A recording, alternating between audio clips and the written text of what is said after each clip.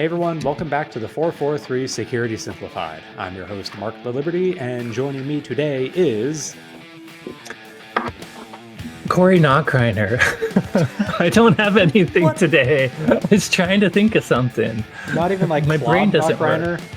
No, I'm kind of like the subject of one of our stories. I've given up on all my it's just I've given the crap up. I don't need to do my podcast opsec anymore. Someone get this man a coffee. He's broken. On today's episode, we will be discussing a threat actor that did give up and subsequently got arrested. After that, or I guess before that, we'll discuss a malware threat against Linux systems that has been making its rounds for the last 3 to 4 years. And then we will end with some research on how attackers are abusing infrastructure as a service in the world of artificial intelligence. With that, let's go ahead and, I don't know, start the episode if we're going to be boring like that.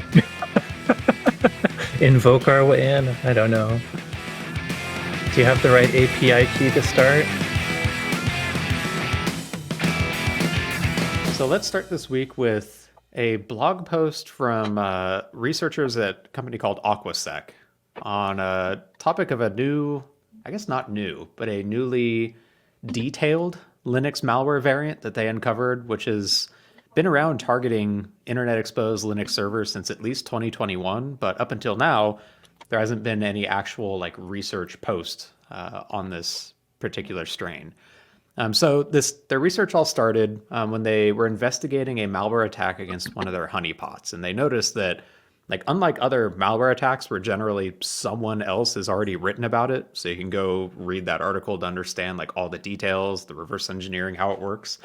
They noticed that this one, while a lot of individual victims had posted comments about it on various forums around the world, no one had actually taken the time to research and understand what the heck is this malware threat and how does it actually work. They noticed that they found references to perfect CTL or perf CTL, which is the name of the malware variant, on a dozen sites around the world, like Reddit, Stack Overflow, a whole bunch of different foreign language sites, Germany, Korea, all over the place.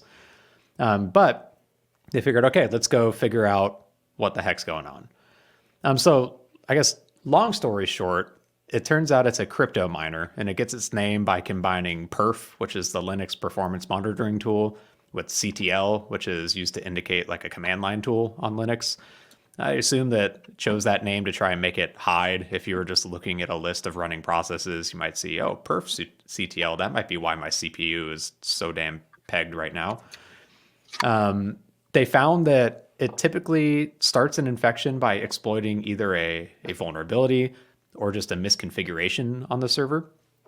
And then it starts by downloading a copy of let's call it a stager called HTTPD, which is designed to hide the normal HTTP daemon that might exist on a Linux-based system.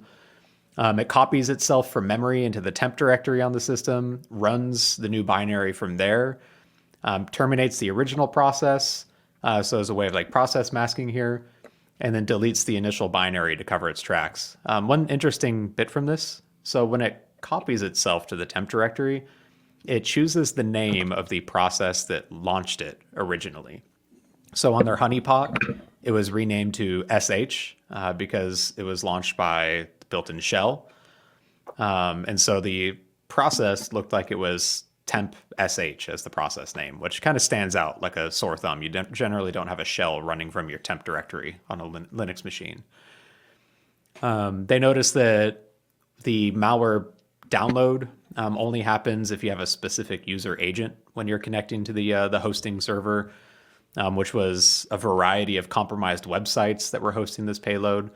On their honeypot, it exploited CVE 2021-4034 to gain root. That's a privilege escalation in a Polkit utility called pkexec. It's a pretty high-profile vulnerability 3 years ago. I remember talking about it on the podcast when it came out. I think back then our conclusion was, well, at least it's only a privilege escalation, but at least that is still valuable for attackers. I think this is clear why that's still valuable for attackers. Um, and then for the malware itself, it includes some interesting evasion techniques. So, for example, if it detects a new user logging in, it'll suspend some of its activity. It'll also try and terminate other competing malware that might be trying to vie for those resources. It gains persistence by modifying the .profile script for user accounts on the system.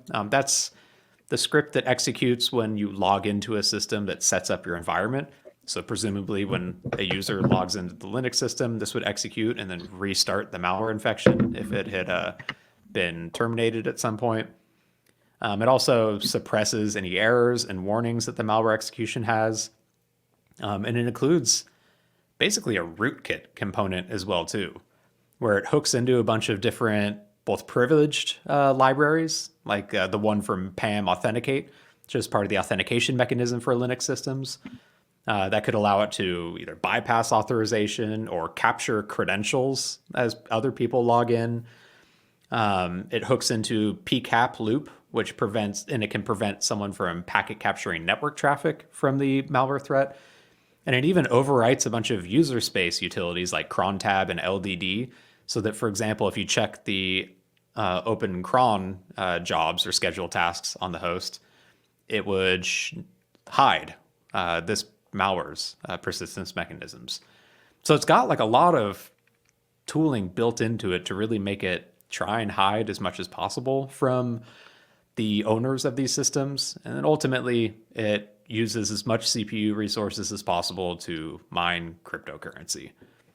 By the way, that blew me away. The fact that it's, this is relatively sophisticated while it's just userland using rootkit functionality and, using lots of legitimate name, doing a lot of good evasion thing, good from an attacker perspective. But at the end of the day, it's mostly just a crypto miner. I guess it is also kind of a Trojan that might lead to other malware later. They put a proxy on there too, right? It in theory could, but so far it hasn't been. Yeah. But like to your point, like it is interesting because I can see like evasion techniques are important if you've got like an APT threat, let's call it, like something where you do want to stay undetected for as long as possible as you steal data, stage malware, stage ransomware across the entire network, and then execute it at a later date. A crypto miner has got to be like the loudest malware infection you could potentially get because your Yeah. computer's instantly going to like lose all its resources as it goes to the crypto miner. It's weird having all that time spent to make something like that Hiding evasive. something that's going to just eat up resource. Although they did like these, obviously Aqua figured it out, but they noticed that if they SSH'd to a server, it did any sort of interactive login to an affected server, it did stop the crypto mining process. So it's at least removed the 100% CPU utilization when it detected humans maybe were on the machine about to poke around. So, but yeah, it's just crazy to spend so much time hiding something that will just show up in the machine's resource pretty easily. I think that's actually a good point. Like, so the question then would be, how do you investigate something like this if it, terminates or pauses every time you log in? This Yeah. is where I think good like endpoint protection tools, like good EDR tools that do actually monitor process activity and process utilization, can really help. And Where they might also monitor it outside the normal user land. Like if a rootkit was taking over the user land versus of process monitoring, it could lie to you about the resource being used, so to speak. But the endpoint security might use some different level of process monitoring or resource monitoring that wouldn't be tricked by a rootkit. At least yeah, not a user land one. they did give some mitigation advice at the end of their post. Like they said, for example, make sure you install updates. They pointed to that Polkit privilege escalation flaw that this particular malware threat exploited. They also said put file restrictions like no exec on the temp directory and other writable directories where generally you shouldn't be executing anything out of them anyway. Disable unused services to reduce attack surface. That one feels like a no-duh one for any internet exposed Linux system. And then make sure you've got good network segmentation so that a system doesn't become exposed in a way that you didn't expect it to be. All pretty sage advice. Yep. But it's interesting that this thing has literally been around for 4 years, and like this is the first And no one's really written research. it up until now. Yeah. Yeah, and it's funny. I was digging through some of the old Reddit threads on this too, and it's basically people saying, "I found this, perf CTL thing on my machine. How do I get rid of it? It's using all my resources." And people in the comments slowly come into the realization that it's a malware infection and not some built-in utility. And then there's like one person that posted trying to ask like, what are the files I need to delete to get rid of this? And then the responses were good advice of nuke it and start from scratch, which I think is important. You generally don't want to try and clean up a malware infection by like piecemeal removing malware payloads and registry entries and scripts and things like that, because there's no Malware may guarantee be really. smart about guard dogs too. So if it has things that are removed, it might have other things monitoring that will put them back. So unless you Exactly. really analyze the malware, like deep reversing, you probably won't know if you've really cleaned it up unless you wipe. Which is why having a good backup of the system, or at least the data on the system, is so important so that you can nuke it. Like our policy here at WatchGuard is all user data should be backed up for like user workstations, for example, so that if there is a malware infection, our procedure A is shared drive. we remotely wipe it, remotely reformat it and set it back up, and then they can download their data back off of their backup location. Yeah. Because you don't want to trust a machine is totally clean just by individually removing files. But either way, Agreed. cool research from Aquasec on that one. On Yeah, finally, for sure. and I'm not doing it justice, by the way. Their post goes, there's a lot Oh, of they had so many visualizations and appendices that had lots of detail. I will, for the people that don't want to know every single technical detail in Linuxy nuance, the Ars Technical article is a good, like, civilian read of it that still is relatively technical without going into as much detail.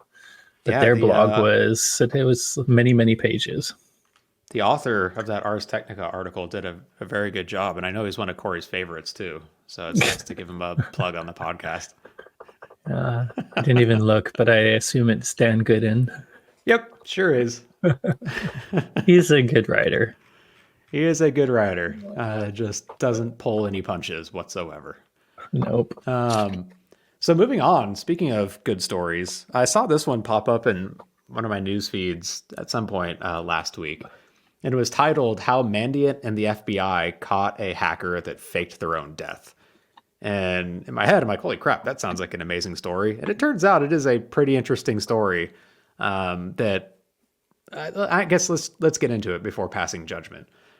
So the story was posted on TechCrunch last week, and it starts with when an analyst from Mandiant, who's now owned by Google, was gathering threat intelligence on various cybercrime forums. So threat intelligence products and services and organizations like Mandiant, they have people that will spend their time on underground forums, hacking forums, the dark web, to see what attackers are talking about, and then build reports based off of what they're talking about, and either provide that as a service to customers, or in this case, go and contact law enforcement and the victim to let them know that, hey, you may have been the victim of a breach based off of this that we've detailed online.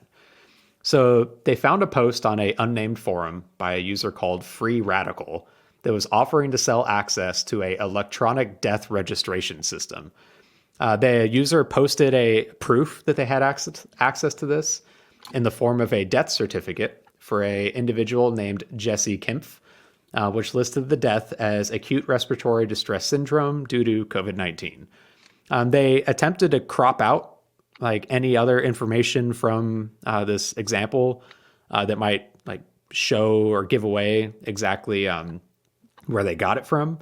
But so Mandiant was able to see a small portion of the state seal in the cropped version of it. They were able to attribute this to Hawaii's electronic death registration system. So they then notified Hawaii state officials that there may have been a compromise, and the FBI subsequently got involved after that. So this set off a federal investigation that found that a doctor's account had been compromised to issue the certificate. And they eventually found that Jesse Kempf himself, which was the subject of that example death certificate, was the man behind it. going by Free Radical and a few other names too. So in their investigation, they found that Kimpf was a initial access broker. We've talked about this category of threat actor a few times before. They're the ones that will gain credentials or gain initial access to a system, maybe in some cases even set up like a remote access Trojan, but generally they'll find a way to compromise a organization or a system and then sell that to other hackers that It then may just weaponize be it. stealing credentials too, like verified working credentials to known systems. Yep. And so he had actually been picked up once before. He was arrested in 2022 for using stolen credit cards to purchase food from a food delivery service. He'd also used social security numbers to sign up for loans and had dozens of US driver's licenses on his computer when it was seized by the FBI. But Mandiant thinks that he likely obtained those doctors' credentials using InfoStealer malware that he installed on that doctor's computer. Kimpf was also involved in selling stolen credentials from these types of connections on a underground Telegram channel as well too. They pieced him together or linked him together with the Scattered Spider threat operators, which, if you remember them, they're the ones that went after MGM and Caesars Entertainment in Las Vegas. What was it? 2 years ago? Last year? Time flies. It could have been a decade ago. I don't even remember anymore. At most 2 years, probably a year and a half. Yeah. Although, which Marriott hack? Oh wait, this was MGM. Never mind. But they probably had a number of them too. Yep. So, long story short, he was ultimately brought down by a couple of things. So, the FBI maintains this partnership that they call the National Cyber Forensics Training Alliance, which is basically a public and private partnership with law enforcement on one side and think like organizations like Microsoft and probably Mandiant on the other side that's designed to share intelligence and help like catch cyber criminals. So this organization, the NCFTA, pieced together that there's a threat actor going by the name of Free Radical operating out of Kentucky, and they provided this to the FBI. So that's one piece of evidence. The FBI had found while investigating the Hawaiian electronic death registration system incident that one of the successful authentications from this compromised doctor's account came from an IP address in Kentucky. And it turns out Kimpf had forgotten or neglected to use their VPN on one of their attempts to access that registration system, which exposed their home IP address. FBI, or I guess federal agents, arrested him in July of 2023, where he ultimately confessed to literally everything. And basically it came off as like he just stopped giving a F, is I think the exact quote from him, where he let a lot of his OPSEC fail, and that's what ended up getting him caught. They also linked his home IP to 1,400 attempts to compromise one of Marriott's systems. He successfully compromised a few vendors that work with Marriott and sold that access to Russian nationals. He had stole and sold personal information from hacking victims in Algeria, Ukraine, and Russia as well. And it turns out like one of his motives for going after electronic death certificate registration systems was to fake his own death to stop paying child support, which he owed like $116,000 on backdated child support for. Long story short, he was sentenced to 81 months in prison, so roughly 7 years, of which he'll have to serve 85%, so about 5 years or so, due to federal requirements. A couple talking points on here. So first off, like InfoStealer malware seems like one of the easiest ways to gain someone's credentials if you can get a malware infection on their machine. I'm going to go out on a limb and guess that this doctor probably got tired of entering their password into this system and saved it in like their web browser. Like hit that, yes, save my credentials in Google Chrome or Edge or Safari or whatever. And that makes it trivial. I've got a you have a good demo. Of how easy it is to get the pass. There's like a key for it, but the key's in another file Google uses so you can basically unencrypt it pretty easily if you have local access. Yeah, for sure. It also I've sometimes kind of every time I see info stealer malware, it's to me, it feels run of the mill and average. We see it all the time in our information, our quarterly internet security report. I think we even talk about how info stealing malware was up when we're about to release our Q2 report. So it always seems kind of 101 and basic, but this is a great point. I mean, it's great at doing its job, which is stealing keys, credentials, and other useful things off your computer. So you can't downplay it just because it's common and ubiquitous. Yep. And another thing, like this portal clearly lacked multi-factor authentication, which, I mean, electronic death registration application that is obviously exposed to the internet. Well, not obviously. It is. I'm assuming it's exposed to the internet. It's possible he maybe needed a VPN, but that wasn't mentioned anywhere. I'm guessing it is. I'm guessing they don't have but maybe that's the issue, right? I mean, death certificate registration seems like a big deal as far as security. It's 2024, almost 2025. I feel like any application exposed to the internet needs multi-factor authentication now. I absolutely agree. And I would argue that even if they were smart enough to, it should only be police, doctors, healthcare, funeral home, morticians, whatever, that should have access to this. I would argue that even if it's not exposed to the internet, but exposed only to an access control list, if it's a high enough value target, if it's even partially exposed online, it should have MFA. Yeah.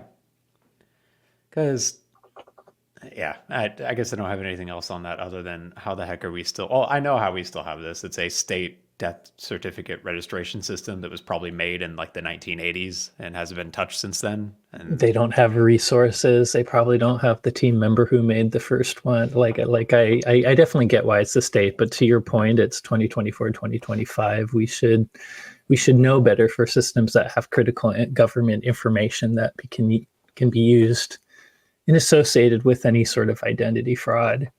And obviously, yes, death certificates help with identity fraud if you're trying to change identities. And then the last point is just, it's clear there was a pretty big opsec failure by KIF in this case. And it sounds like I feel like it was a psychological failure more than an actual. He didn't he say something like, I'm just too lazy. I don't care anymore. Yeah. It's weird. But I mean, is that a catch me? Mentioned in there that like all of this like cybercrime meant that he didn't need a regular job for like 5 years. He's been making all of his money off of this too. So there's clearly money in it. You think he'd want to protect his source of income. Malicious, yeah. I don't know. That's why I think it's psychological. Like he seemed to know the right things to do. He'd used VPN before. It was just one time for one of the systems, but it sounds like he was kind of given up. Yep. But yeah, either way, it was an interesting story. And I guess we're he was just sentenced. So 5 years from now, maybe we'll see him get hired by like KnowBe4 to run phishing campaigns or something like after the prison sentence, I hope. There's definitely people can be remediated or can pay for their crimes and go on to help society. But I'm just happy that a bad guy was caught and prosecuted or is being prosecuted. I can tell that you've worked in cybersecurity too long when you say people can be remediated. Yeah, I guess I'm using the wrong. I couldn't think of the actual term for what our prison system should be doing, which is, helping people become better and not succumb to crimes. Helping people mitigate their vulnerabilities. Yes, there you go.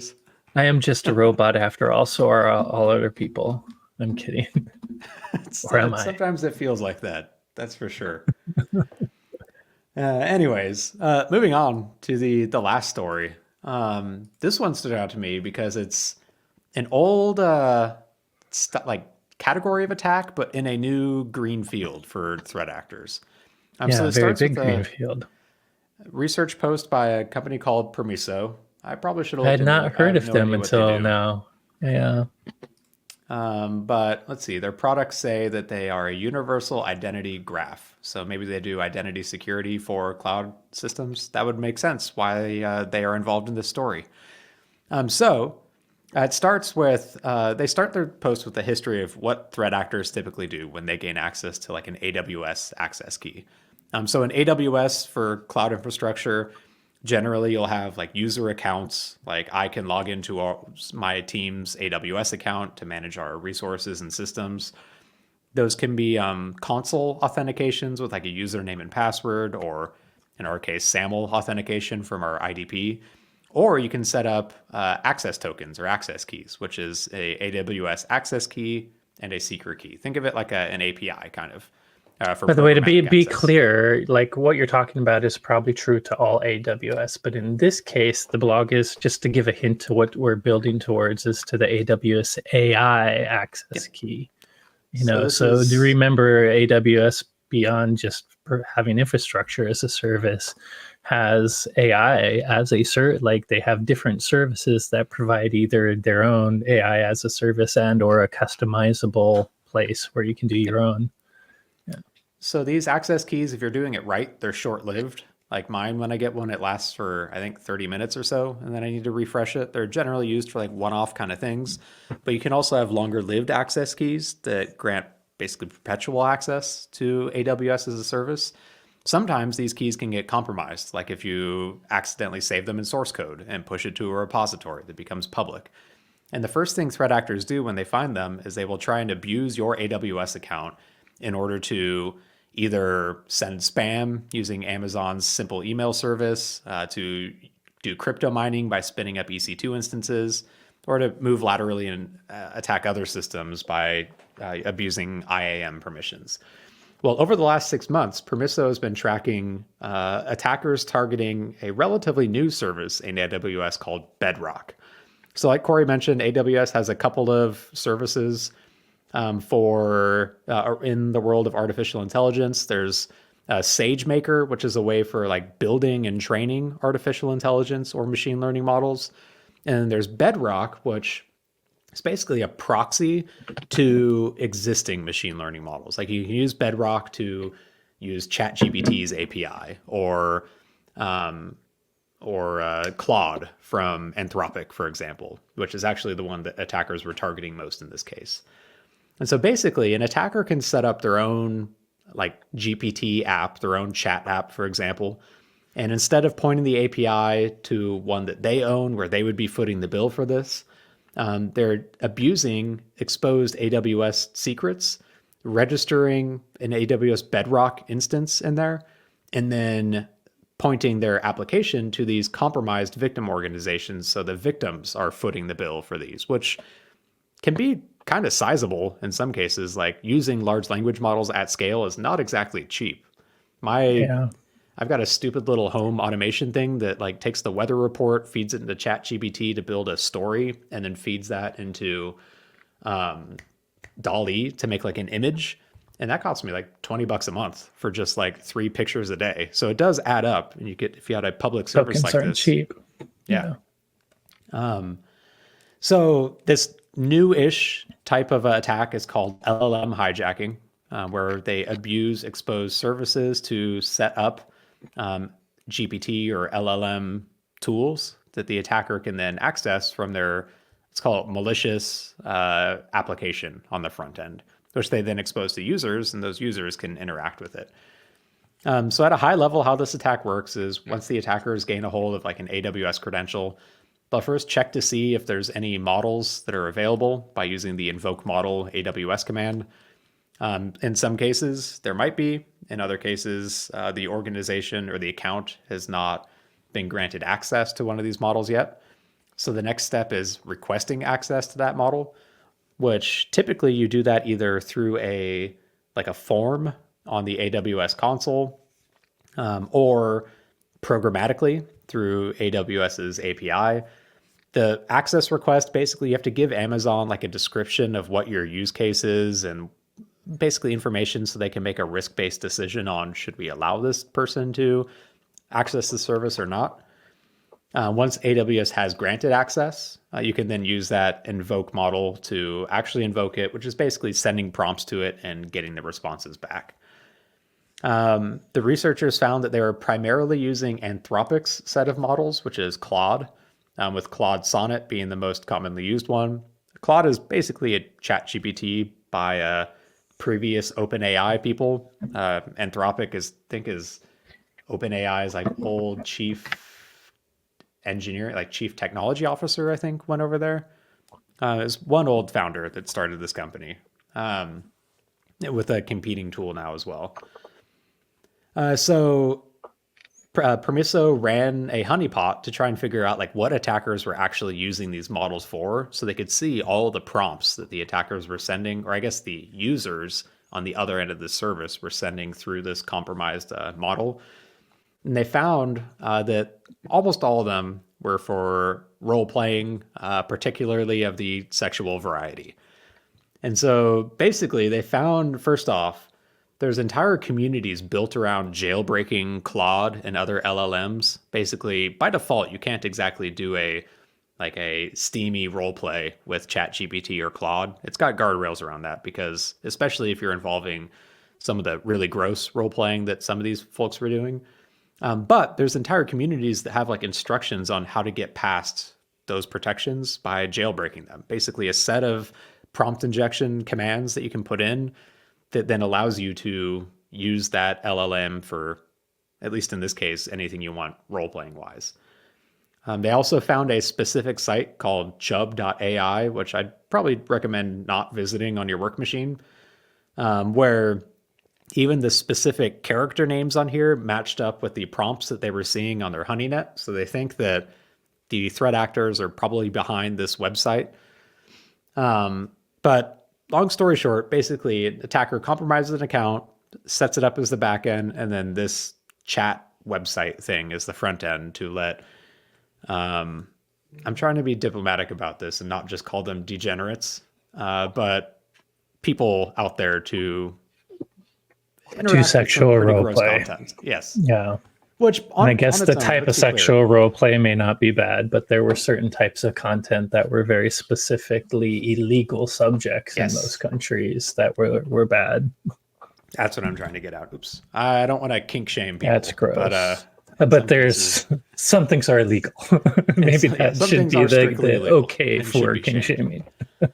But so I want to not hot take, but one thing on here I wanted to hit on was the jailbreaking AI models, where I don't know what your thoughts are on this, Corey, and I want to get them, but I feel like it's going to be impossible to 100% protect against jailbreaking large language models like this, where like it's the way that they're designed is like you can talk to them about anything. It's like it's a human effectively. And everything you put in place is going to be like blocking a specific type of jailbreak, or maybe you spin up another large language model to like review any input and that makes the decision, but it's going to be a cat and mouse game no matter what. Yeah. If there's impossible is hard for me, but I could see this as a very endless or long-term cat and mouse game. Like any sort of jailbreaking, I'm sure they can add more and more protections and make it harder and harder. But we've seen these sort of hacker trying to remove DRM, do like this cat and mouse game has never ended for any protection we've put on things before. So it's hard to see this not going on for a long time for LLMs. And they're so nascent, they're so brand freaking new that I feel like it's almost easy today. One thing I do want to point out about this is we've talked about jailbreaking LLMs a lot. And like, you might think, what's the big deal? You get it to be a not. I think this is the big deal. By jailbreaking a public LLM, people can steal a lot of money from an organization, steal a lot of compute resource to just have these malicious apps working off their dime. And on top of that, the subject matter is not great. So, yeah, I'm with you. Jailbreaks will continue for a long time. I'm sure there will be newer protections that make it harder, but I think you're right that there's so many different ways into these that it will be hard to ever close it down. Because let's put it in perspective. Like, let's say, like the PlayStation 5, for example. Games that play on it, like anything that runs on it, has to be cryptographically signed. And there's a key inside the TPM, the Trusted Platform module on the PlayStation, that is used to verify that signature and then execute the program. And so the ways to get around that or jailbreak it are either you compromise the key, which then lets you get in, or if there's a vulnerability in the code somewhere. Now, I'm not going to sit here and pretend It that might even it's have to possible. be the bootloader code, it's Correct. because depending on the TPM, they start using the key so early, it really is low level code that you have to find a vulnerability in. So I think it is, I don't think it's realistically probable to say that it's possible for software to not have vulnerabilities. I think it is technically possible to write a program that doesn't have vulnerabilities. It's just extremely difficult, especially as you start adding in more functionality. But in theory, it is possible to write something that doesn't have any memory corruption issues or perfectly sanitizes everything. Sure. It's very difficult, which is why it doesn't happen. With something like this, a GPT, like a large language model where it's designed to just like you're conversing with it and you're getting responses out of it, it is significantly more. It's not like a It's like a humongous attack surface. Like this model has to be able to discuss almost anything with a human. So it can't have a whole lot. How do you discuss almost everything while adding the nuance that you shouldn't sexualize children, right? I mean, to use there's the things you example could say, but go ahead. Like, how do you make a model where you can learn about 1940s, 1930s German history without leaving mentioning it the ability Nazis to become Hitler or not? Yeah, exactly. To at least know what that was. So it's, I get that it's definitely harder than say just a random program. I do think their protections will improve, but either way, I think we're agreeing 100% that the cat and mouse game is not going to go away anytime soon. And the fact that there's new technology where security is frankly, they're pushing faster than they're securing on purpose. So I think it's going to have a lot of holes for a while.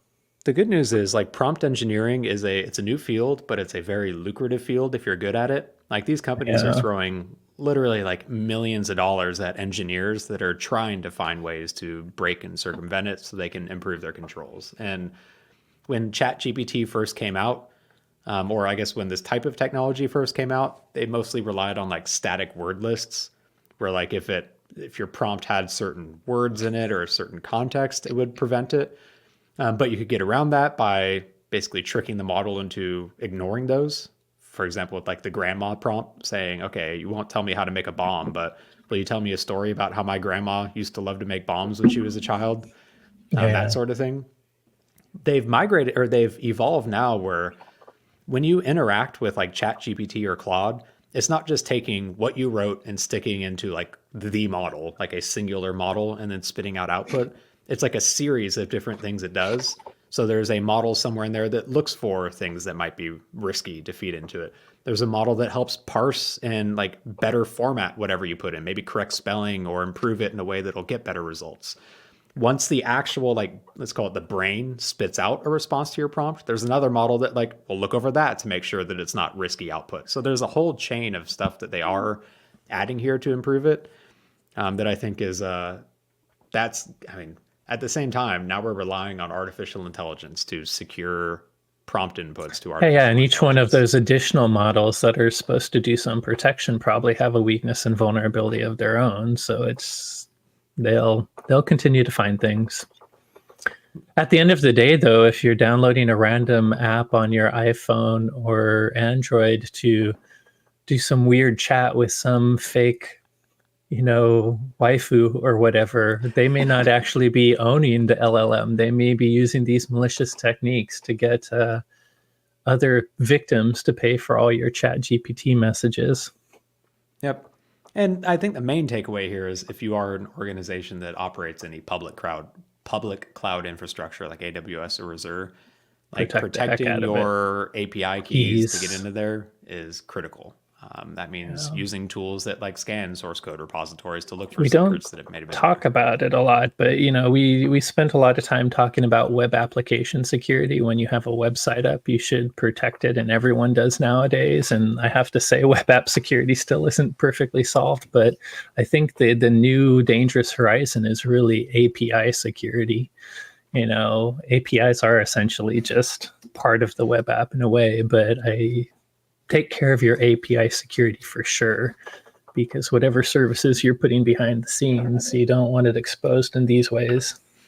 Yeah, 100%. And interesting post from Permiso, though, on a problem that I don't think is going to be going away anytime soon, unfortunately. Yeah, definitely puts their name on my mind. I hadn't heard of them before. I had not either, so hats off to them. Cool research. And man, I wonder what people are going to come up with next as an application for artificial intelligence.